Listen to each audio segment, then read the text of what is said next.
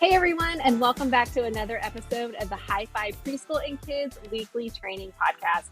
My name's Kayla, and I am joined by some of our friends, Rachel and Crystal, part of the High Five team, who makes this amazing content for you and for your kids and for your preschoolers and students.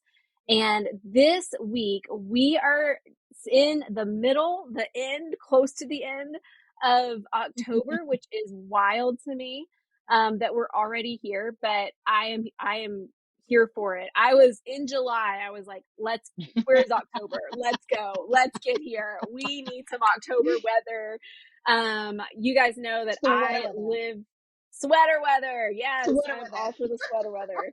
So I don't know who doesn't love fall. I don't know who, I think we can still be friends if you don't love fall, but it's just one of the best seasons. You've got so much good things in fall. Anyway, Mhm, I mhm. hope you are enjoying the fall weather wherever you are with your cozy sweaters and your warm beverage of hot chocolate or apple cider or coffee or whatever it is of choice. But we are really excited about this month and what we get to talk about, which is about asking for forgiveness this coming week. And so, kind of an interesting question I want you guys to think about, but I want you, Rachel and Crystal, to answer is when it comes to asking for help.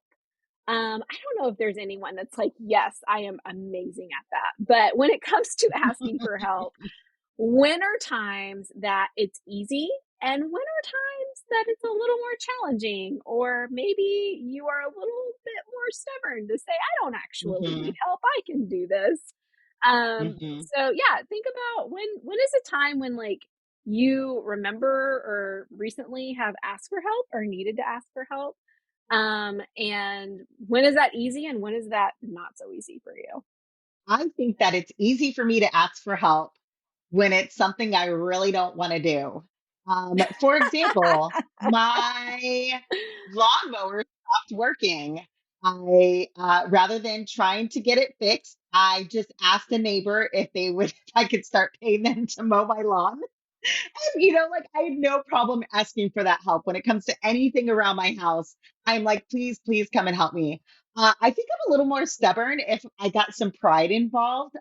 You all work with me like every day. I am not one to ask for help at work.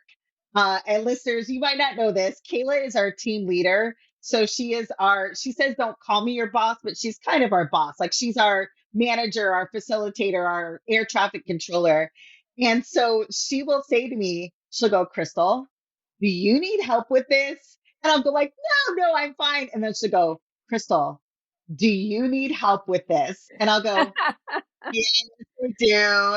And so it's really hard to ask for help if I feel like it's going to make me look not competent in something I want to be competent in. I don't care if people think I'm competent in mowing my lawn. Like it doesn't matter, but work stuff, that's mine.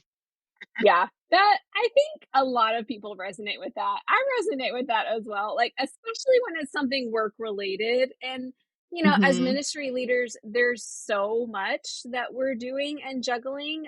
Maybe you are in the throes of Fall Fest right now, or maybe you are preparing for the amazing Hi-Fi Christmas event that's coming. Like, there's so many events that we're doing, and there's just so many pieces and so many things that we're holding just with work, plus our personal life and family and kids and everything else. And Hmm. so I think that totally is a relatable thing for people. Rachel, what about you? Um, I think honestly, I might be the opposite because as I think about work and things like that, I think one, I still consider myself new. So I think it's easier for me to ask for help because I think, Hmm. oh, there are things I don't know yet. Also, it's something I really care about. So I want to make sure I get it right. But I think the times I'm more stubborn about asking for help is at home and when I'm doing things where I think I should be able to do this. This should not be that hard, Hmm. and then I dig in. Like a time that comes to mind is I put together the shelf one time and it was leaning, like completely leaning, not even close to being straight. And I refused to ask for help. I was like, I have got this. Do not help me. And I lived with that shelf for like a year, and I could barely put things on it. Um, but I was not giving up. Like, I was like, "I have made this. It is good. No one else can touch it." Um, and yeah, it was awful. That's so fun. Yeah, and when we think about asking for help, like, we're all adults and it's really hard. Like, it's a hard thing to do, to ask for help, to admit, and I think this is where the hard part is admitting I need help. Admitting there is Mm, something I can't do on my own and someone else can do it better than I can. mhm, And I think you hit it, Crystal. A lot of that is like pride and humility, of mhm, just saying like, I can't do this on my own. I really do need help. So anyway, so that's what we are talking about today. A little bit is about asking for forgiveness. And so really leaning into this month where we're talking about I am forgiven, and with preschool about how God forgives me. And this whole month we've been talking about like I need to be forgiven and I can be forgiven. This week we're talking about I can ask for forgiveness. mhm, And we're mhm, actually going to the Lord's Prayer, which isn't the typical place I feel like that we go to in kind of traditional church culture when we talk about forgiveness. Because we go to the Lord's Prayer usually to say, okay, this is how we pray, or unpacking what the Lord's Prayer was and how Jesus taught his disciples to pray. But with this, we really felt like this was a great story to talk about how Jesus directly talks about forgiveness a little bit. So Rachel, I would love for you to just walk us through, help us prepare our hearts for this coming week and talking about asking for forgiveness and why how are we talking about the Lord's Prayer as a Bible story and Bible content that helps our preschoolers and kids understand their need for forgiveness? I am really excited about teaching the Lord's Prayer. I think it's such a tangible way to talk about our need for forgiveness and how we can ask for forgiveness because, we've already talked about it's hard to ask for help, it's hard to ask for forgiveness. And we know the only way we can truly be forgiven is to ask God through prayer. And so instead of just talking about how we can ask God for forgiveness, instead, we're giving an example of how we can ask God for forgiveness. And I love that we're not just teaching about it, but we're teaching how to pray and ask for forgiveness. And we're not just asking for forgiveness for ourselves, we're asking God to help us be people who forgive. Um, I was just looking at how we word it in the Bible story, and I love that we say, forgive our wrong choices and help us forgive people who hurt us. And I think that's such an important thing to hear.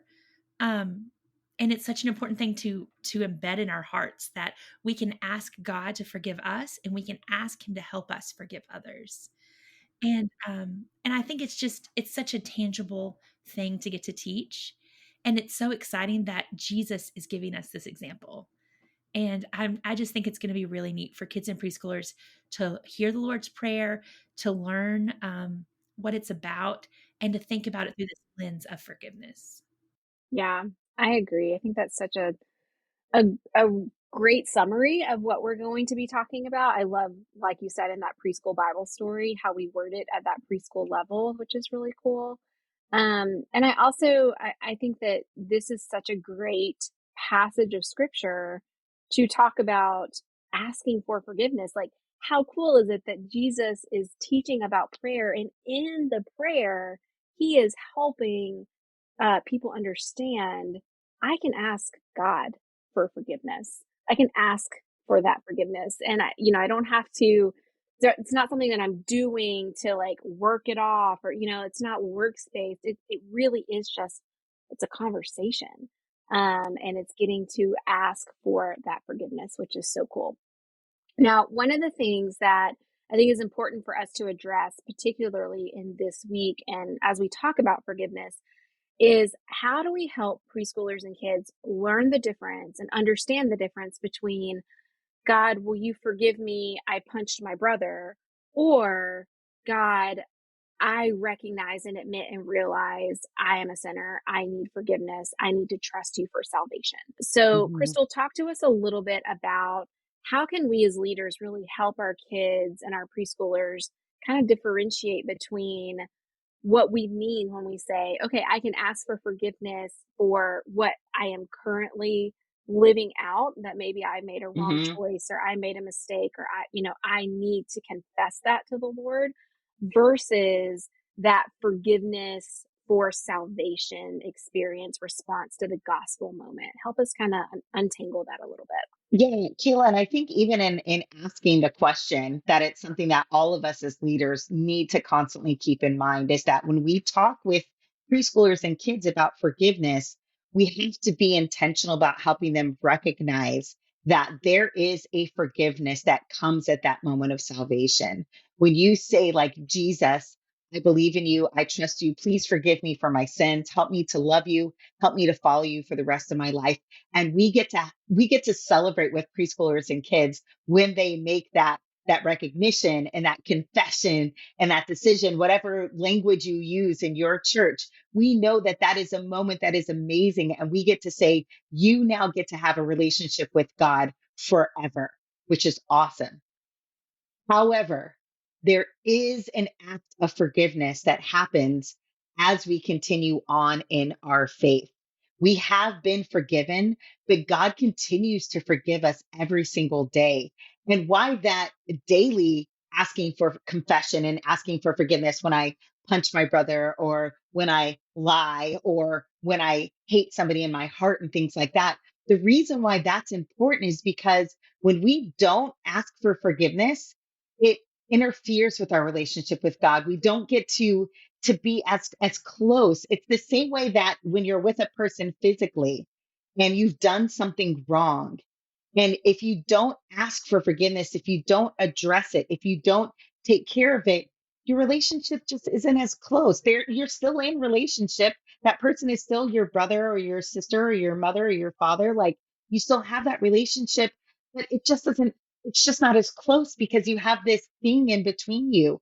But when you're willing to confess that sin and ask for forgiveness, the relationship gets stronger every single time we confess our sin to God and we ask Him for forgiveness. He covers us in His love again. He wraps His arms around us again, and we get to experience that love in a great and awesome way. And it even reminds us of that amazing moment when we experience that moment of forgiveness at salvation. And so it's great that we get to teach kids that, yes, God has forgiven you, and you can know that nothing is going to stop His love.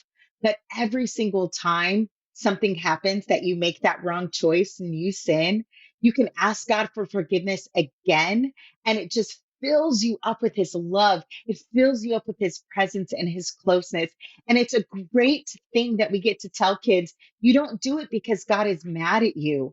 You do it because it helps you live in His love and His presence more. And so I think it's important that we teach preschoolers and kids that, again, you're not trying to appease God. It's not like He's mad at you, but really you're doing it because it's the way that we can continue to walk with Him and be close with Him in our relationship. Thank you for sharing that, Crystal. I love that explanation. And there is a part in our walk with the Lord where we need to be really honest and open with ourselves and with the Lord, where we mess up, where we make mistakes, where we need to ask for forgiveness, whether that be from another person or from the Lord, because we are not yet perfect like the Lord is. We are still living in this broken world, and we still are susceptible to temptation to choose wrong things and to choose sinful things. And we fight that, right? Like, that's part of what it means to grow in Christ, is to fight those temptations and to say no to sin and to choose to follow and obey and love Jesus more. And so there is part of that that is a yes, and forever I have been forgiven. And also there is a second element of that, and that sanctification process of, as I am continuing to grow and obey and follow and stay connected to who God is, there is an element of growth that happens in me, as God has changed my identity and is still continuing to change my reality to match the identity that he has given to me. So that is such an important concept, and such a big concept for us to know as leaders, as well as to teach and help our preschoolers and kids understand at their age appropriate level. To be honest, I feel like sometimes kids and preschoolers do this better than we do. But there is something really beautiful about watching forgiveness being lived out. And I want you guys to think about, when was the last time someone asked you to forgive them? And so I just want to kind of us to think about together as leaders, like, how can we demonstrate that for our preschoolers and for our kids? How can we demonstrate what it looks like to ask for forgiveness? So, can you guys just share with us? Maybe it's a story, or maybe it's just an example of how can we demonstrate this in front of and with preschoolers and kids in a way that is tangible for them to understand and live out. I I've just been thinking about a time, well, in my home more than church is what came to mind first. And it's one of seeing my husband teach my boys how to ask for forgiveness. And I think it's been so powerful watching him model that. And he'll, if he forgets something, or just one of the boys is upset because they thought he meant something else, and he meant this instead. And he'll say, I'm sorry, can you forgive me? And he'll apologize to them. And or when they need to apologize and they're being prideful and not wanting to admit that there's something, there. And I have just loved getting to hear him explain it to them of, it's hard to say I'm sorry, but when you go and you ask someone to forgive you, it means a lot, and it helps us to have a good relationship with each other. And I know as an adult, even watching him model it for our boys has been enlightening, even for me, in seeing someone humbly ask for forgiveness, and also talk about why it's so necessary. I was trying to think about in the classroom, modeling forgiveness, and in the church, and I think it can be just as powerful there. And even when it's just something small, when you would say, "Oh, that was a mistake. I didn't mean to do that." But instead of just brushing it off with an excuse like that, modeling it there as well. "I'm so sorry. I did not hear you ask to be the line leader. I'm so sorry. I did not mean to hurt your feelings." And just being very open and forthright, about times where you think, I would want to say in my pride, "Oh, well, I didn't mean that." But instead, humbling myself and asking for forgiveness. And so I think those would be 2 examples that I can think of. Yeah. And Rachel, kind of going off of that, I think that there's so much power in a leader saying, like, I'm sorry, will you forgive me? And really demonstrating for kids that asking for forgiveness. And to be honest, sometimes we might ask a person, will you forgive me? And the person says, no, I don't want to. I don't feel like it, especially if we're apologizing and asking for forgiveness from a child. And we can use that as an opportunity to say, I hope that you will. I hope that someday you will forgive me. And then celebrate. It is amazing that when we ask God, every time he says, yes, I will forgive you. I had a pastor a couple years ago who actually got up on stage at a service and confessed a personal sin, something that nobody would have known that he had done, something that didn't even impact anybody in that room. But he felt so convicted about this sin that he had committed. He felt like he needed to get up and just confess it. And he said, church, will you forgive me? And the head of our elder board got up and put his hand on him and said, we absolutely forgive you. And I just think to myself, we can do that to kids. Now, not a big sin. We always have to keep it appropriate.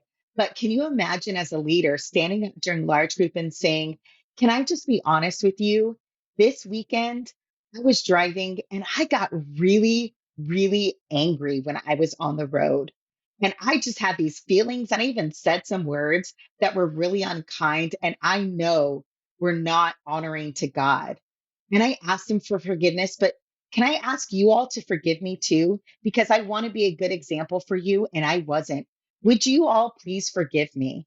And just really demonstrating that it's a good thing for us to admit when we have made wrong choices and ask for forgiveness. And again, putting on display how that repairs and restores our relationship with God and with others.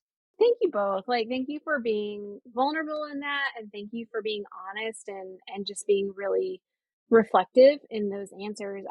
Listeners, I hope that you are challenged and encouraged as much as I am by listening to these amazing leaders and how we can ask for forgiveness. We can model that in age appropriate ways, of course, but there are ways that we can do that with our kids.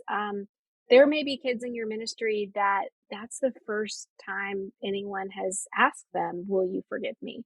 And so just being mindful of where kids are and what's going on. And so I hope that you are encouraged as you lead this week about asking for forgiveness.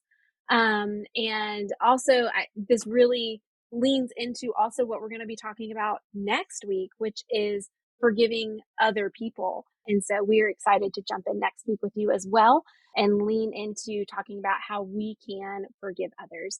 So we hope that this month of content has been encouraging to you and to your heart, that it has brought you closer to the Lord. It has challenged you. And know that we are praying with you and for you as you lead preschoolers and kids to understand that they are forgiven and that they can be forgiven in Christ. So we are grateful for you. We are always cheering you on. And until next time, we are praying for your ministries and the work that the Lord is doing in and through you. We'll talk to you soon.